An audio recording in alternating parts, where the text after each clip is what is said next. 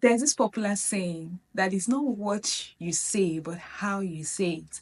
That's why you can hear someone say, "Oh, you're so dumb, dear." What you say is as important as how you say it. Hi, guys, my name is Maya, and you're welcome back to my channel. In today's video, I'm going to be sharing 10 trigger words you should avoid as a tactful person. Number 10 is from a very special source. You're not going to see it coming. You are not going to see it coming, trust me. So make sure you grab it and hold it very dear to your heart. If you have not subscribed to my channel, please do. And let's get right into this video. You're welcome back. I'm so glad you're here again. Thank you for coming back. All right. So, as a tactful person that you are, as much as you're focusing on how you say what you want to say, your body language, the tone of your voice, and all of those things, please do not forget that what you say is as important as how you say it, right? Do not forget that you can actually choose what to say in the first place, so that you don't have to do so much work with the how. What you say is very, very, very important. So, what are trigger words? Trigger words are words or phrases that can evoke strong emotions or reactions from a person. They can either be negative or positive. In this video, we're speaking of negative trigger words. Negative trigger words that should be avoided in conversations, both verbal and non-verbal conversations. So now let's get right into the 10 negative trigger words you should avoid in tactful conversations. So I'm going to tell you the trigger word, and I'm going to tell you what I think a good replacement should be. So number one, you should have, hey, oh my God, you should have. Use statements generally can be very provoking, can actually trigger negative emotions, and should be avoided as much as possible, right? So instead of saying you should have, or rather, when you say you should have, you make the person feel like they're dumb. Nobody wants to feel like they don't know what they're doing.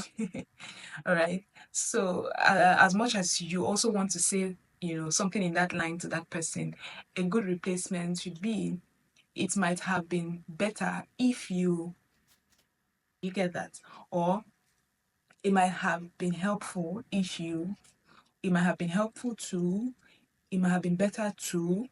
You get that? Not you should have. Please avoid that. Okay. Number two negative trigger word to avoid, obviously.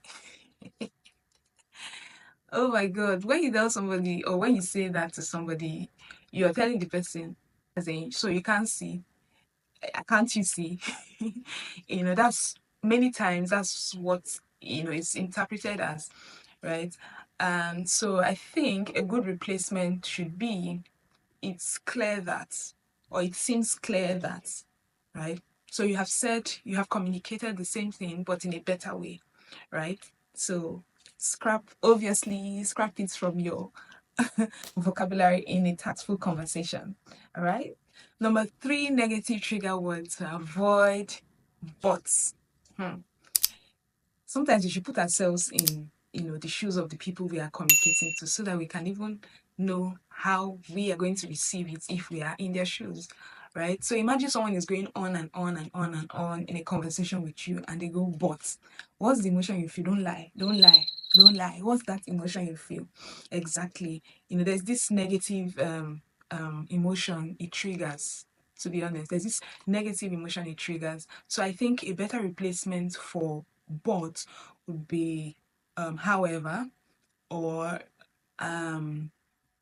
and also. It's either however or and.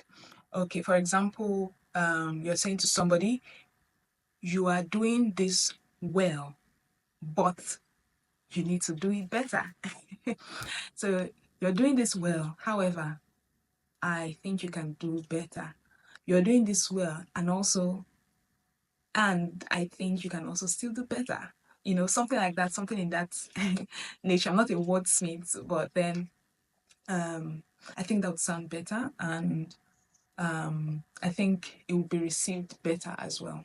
Number four negative trigger word to avoid is always.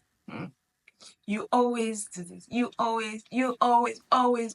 You is already a trigger word, then you not add always again. Please avoid it. So I think a good replacement for always would be often, right? So you often do this. It feels like you often do this, that. I think that will be received better.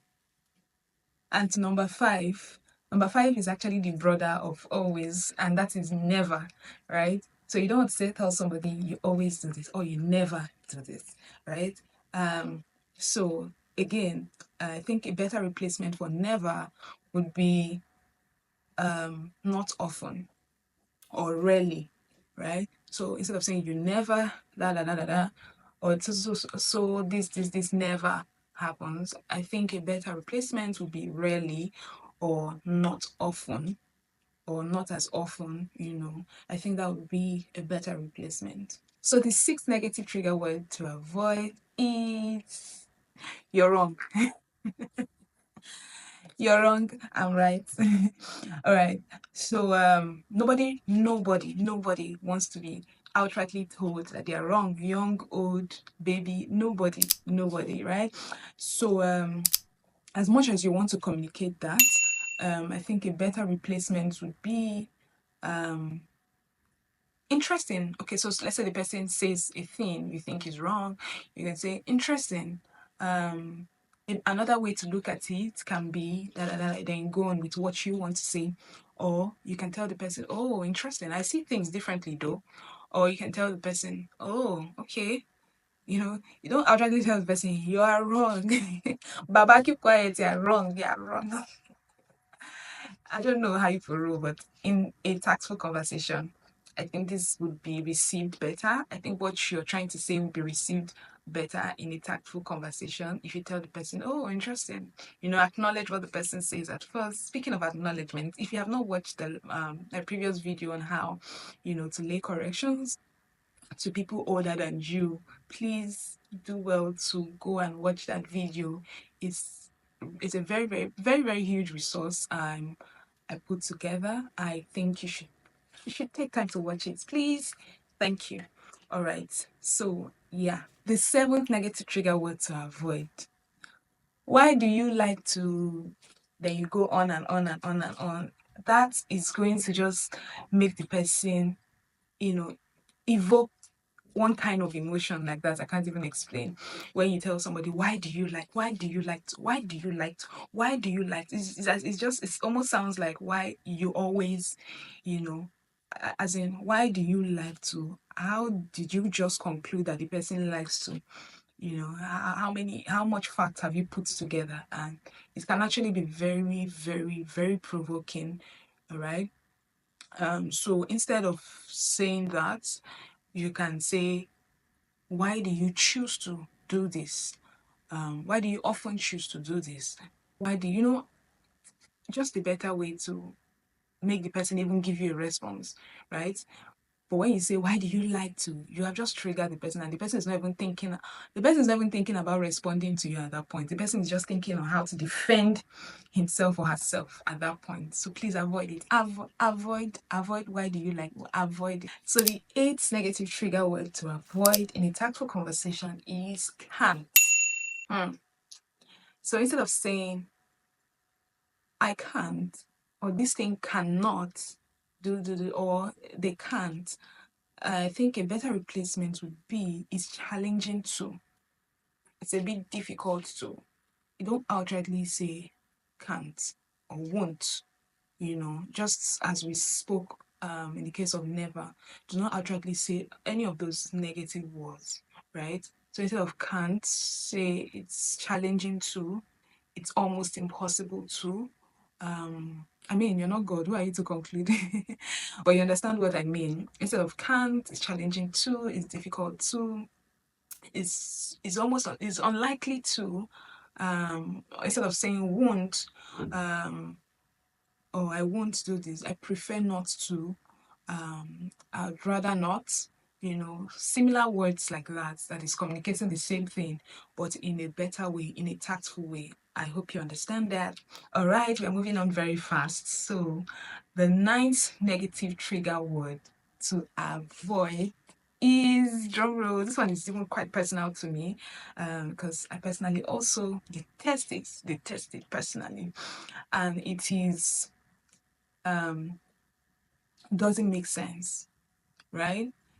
Um, you don't know the effort a person might have put into putting all of those things, to bring it out to you or to dish it out to you. The last thing the person wants to hear is that the thing does not make sense. Eh? Does not make sense as how? That might just be what will be going on in the person's head. Like how now? Like all these things now. Like where are you, what's your stance? What's my stance? How do you know what I'm saying does not make sense? All right. So I think a better replacement would be I do not quite understand. Can you please come again? Or I do not quite understand. I think that's just enough. I do not quite understand. I'm not able to unravel what you're saying.